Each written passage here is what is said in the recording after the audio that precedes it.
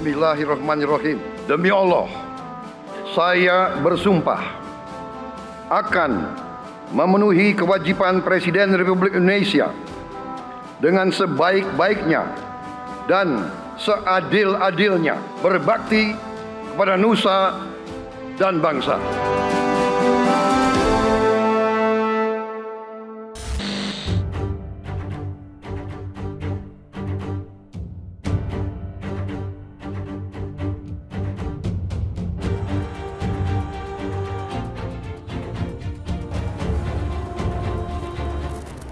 Banyak hal-hal yang saya dapatkan yang menambah wawasan ketika saya membaca buku Kepemimpinan Militer, catatan dari pengalaman Letnan Jenderal TNI Purnawirawan Prabowo Subianto. Ini tentu bukan buku sembarangan karena penulisnya adalah Presiden Republik Indonesia 2024-2029. Buku ini tergolong istimewa teruntuk saya karena buku ini ditandatangani langsung oleh Pak Prabowo Subianto dan diberikan langsung oleh beliau kepada saya, Abraham Silaban, dalam momen yang istimewa ketika saya adalah orang pertama yang diajak oleh Prabowo Subianto ke ruangannya, ruangan kerjanya di Kementerian Pertahanan untuk bercakap-cakap, berbincang-bincang dengan beliau secara eksklusif. Dan kepada saya banyak hal yang ceritakan tentang pengalaman hidupnya dari masa ke masa, tentang apa yang ia juga kerjakan selaku Menteri Pertahanan Republik Indonesia. Dan termasuk ketika juga beliau untuk pertama kalinya berkata kepada saya, menyampaikan kepada saya niatnya untuk maju kembali sebagai calon Presiden Republik Indonesia 2024. Buku ini tentu sudah saya baca karena itu pesan beliau kepada saya membaca buku ini ketika ia menandatanganinya. Dan di sanalah saya mengetahui banyak sisi lain tentang Pak Prabowo. Sosok yang terkesan garang di muka publik, tapi ternyata beliau menyimpan sisi-sisi lain yang saya temukan dalam wawancara eksklusif bersama dengan saya, Abraham Silaban. Kita saksikan.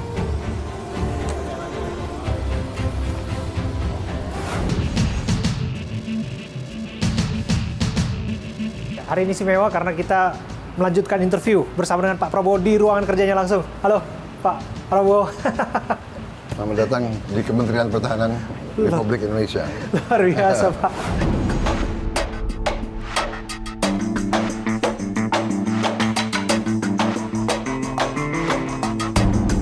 Sekarang masuk ke ruang Manggala Yuda yang kita sebut Manggala Yuda. Jadi Manggala Yuda artinya para panglima, ruang para panglima lah. Oh, I see. Ya. Ya. Kita merasa terhormat ke sini karena saya baru dengar. Ini pertama kali interview dilaksanakan di ruangan ini. Betul ya, Pak ya? Anda yang pertama. Terima kasih Pak Prabowo udah mengundang kita. Anda yang pertama itu.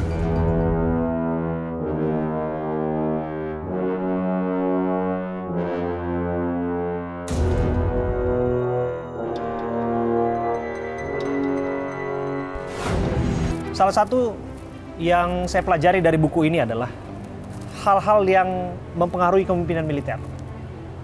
Kebugaran jasmani alias kebugaran fisik menjadi salah satu aspek penting bagi seorang pemimpin, dituliskan oleh Pak Prabowo. Beliau bercerita kepada saya tentang olahraga yang digelutinya, ternyata berkuda sudah tak lagi sering, ternyata beliau hari ini lebih memilih olahraga renang. Karena renang menurutnya bisa menghadirkan ide-ide cemerlang.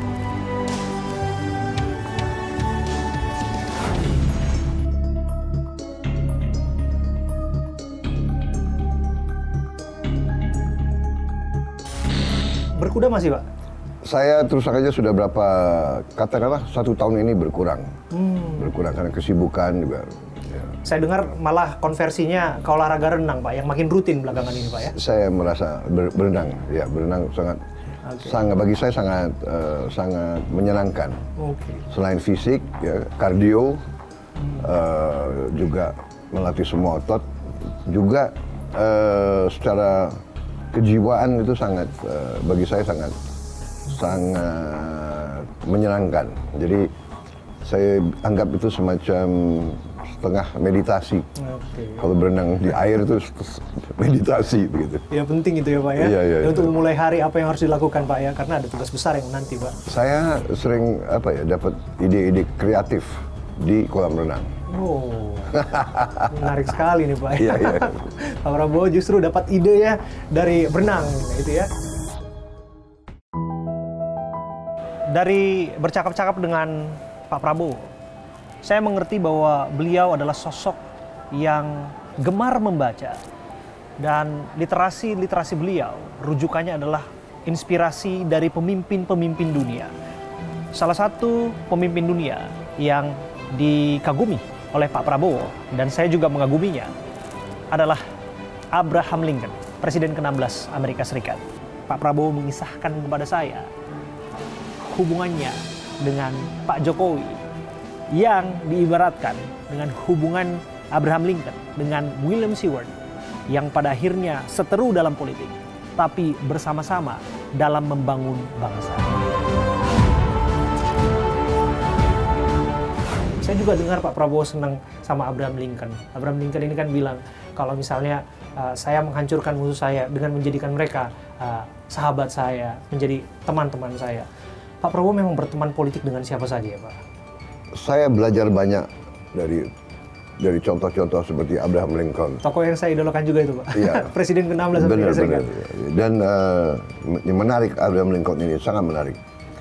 Dia intinya yang saya belajar dari dia banyak sekali. Kenegarawanannya, kearifannya, ketabahannya. Tapi yang terutama adalah suatu peristiwa di mana begitu dia menang jadi presiden, rival yang sudah puluhan tahun istilahnya nggak cocok sama dia, rival dia itu Seward ya? William Seward, dia ajak untuk masuk kabinet. Dan di Amerika itu presiden ada wakil presiden, sesudah itu Secretary of State. Yes. Jadi Secretary of State itu urutan ketiga di negara mereka itu. Dimintalah menjadi Secretary of State. Kemudian Seward tanya, kenapa Anda pilih saya? Anda tahu saya nggak suka sama Anda. Ya kan, I know you don't like me, Yes. and I don't like you. But I know you love the United States of America. I love the United States. Jadi, why don't we work together? Ini kata Abraham Lincoln. Si Seward tersentak, oh benar juga. Habis itu si Abraham Lincoln mengatakan begini, kalau saya di kabinet saya semua terdiri dari pendukung saya semua, tiap saya kasih gagasan mereka pasti setuju, ya kan? Nah kalau ada di antaranya rival saya atau mantan rival saya, gagasan saya pasti akan dia sanggah. Iya. Dengan disanggah kita akan dapat suatu gagasan yang lebih baik. Nah itu sebetulnya saya lihat, waduh ini hebat. Jadi ini yang inspirasi saya. Jadi oke. Jadi saya mengajarkan saya kalau cari perbedaan pasti ada. Kalau oh dia dulu pernah begini kepada saya, dia itu akan selesai. Mohon maaf Pak Prabowo, saya potong ya Pak. Kok saya merasa cerita ini sangat relate ya Pak dengan politik tanah air ya Pak. Apakah Bapak ingin cerita bahwa Pak Jokowi dan Pak Prabowo juga seperti itu Pak? Saya kira begitu. Saya kira begitu. Story yang sama. Saya kira begitu. Ya kan? Saya yakin Pak Jokowi cinta merah putih. Saya yakin beliau cinta rakyat Indonesia. Karena itu saya mau kerja sama. Kalau saya tidak yakin beliau merah putih, ngapain saya? Bener nggak? Mendingan aku di luar aja. Bener nggak?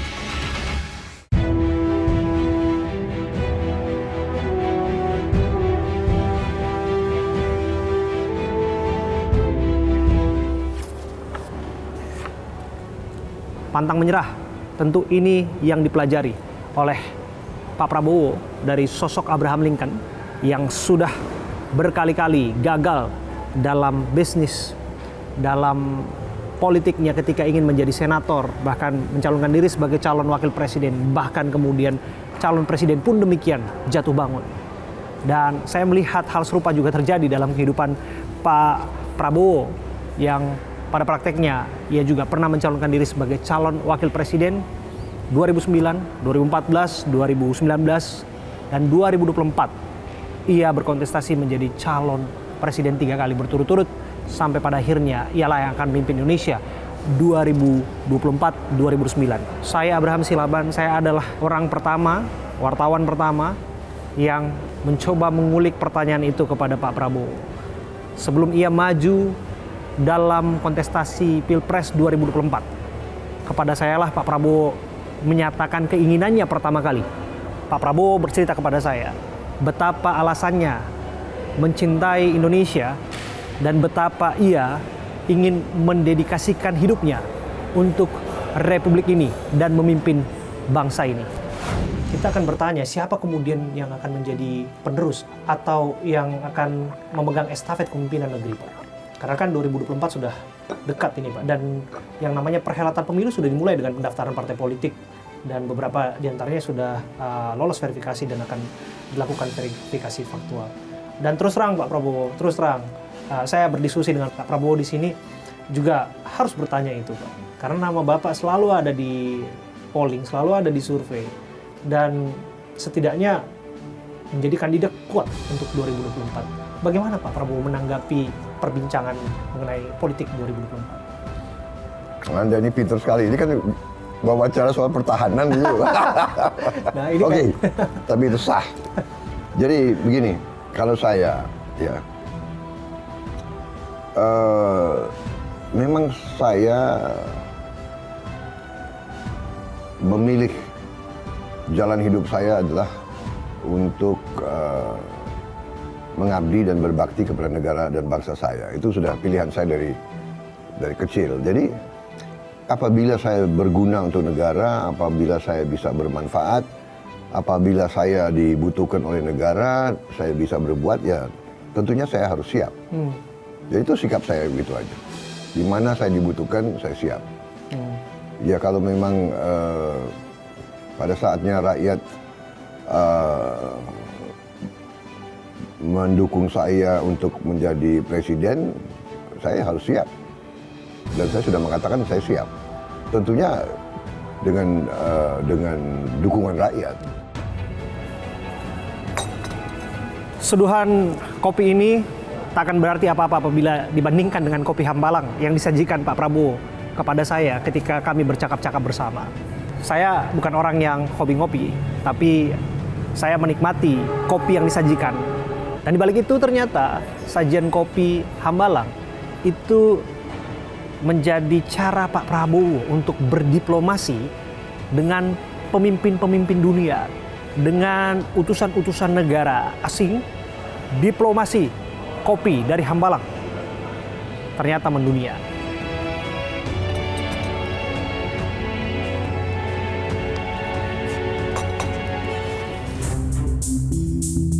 Pak Prabowo ini tadi sudah cerita sedikit tentang ide cemerlang itu bisa dapat melalui hobi berenang, olahraga berenang. Dan saya juga baru tahu ternyata Pak Prabowo juga suka ngopi. Nah, ini juga kopinya kopi yang khas ini, Pak. Boleh saya nikmatin nih kopinya, Pak? Silakan. Saya coba ya, Pak, kopinya, Pak, ya. Iya. Nah, enak, Pak, ini. Kopi yang light pas menurut saya, Pak. Dan saya dengar ini kopi, ini racikan khusus dari Hambalang. Racikannya Pak Prabowo, betul, Pak? Betul. Jadi saya kan suka kopi, tapi saya kadang-kadang kemana ya, kok nggak pas. Akhirnya saya racik sendiri. Ini tambah ini, jadinya pas ini. Untuk saya pas sekali. Untuk Bapak pas sekali. Nah, diplomasi kopi ini udah pernah dilakukan ke siapa aja, Pak? Atau pernah ke luar negeri juga, Pak? Saya biasanya tamu-tamu negara? Biasanya tamu-tamu yang datang saya sajikan kopi saya. Bagaimana testimoninya, Pak? Banyak yang senang, banyak yang suka. Nah, ini kita harus tahu nih, Pak. Kalau buka coffee shop nih, bagus banget nih dapat idenya dari Pak Prabowo nih. Ada yang minta resepnya, saya bilang, waduh susah saya kasih. Karena kalau nanti saya kasih, kalian nggak mau bertamu ke saya lagi. jadi bagus juga sih, Pak. Itu jadi daya tarik ya, Pak? Iya. Oke. Tapi bicara soal kopi, Pak. Nah, saya dengar nih yang membangun Pak energi Pak Prabowo juga untuk bekerja setiap pagi ya, Pak? Iya, saya kopi ini membuat saya punya daya tahan, punya inspirasi, kreativitas. Oke. Tiap orang punya perbedaan ya, tapi rata-rata memang kopi itu membantu ya. Yang saya tahu, bisa dikoreksi kalau salah, Pak. Pak Prabowo itu senangnya nasi goreng. Itu betul ya, Pak?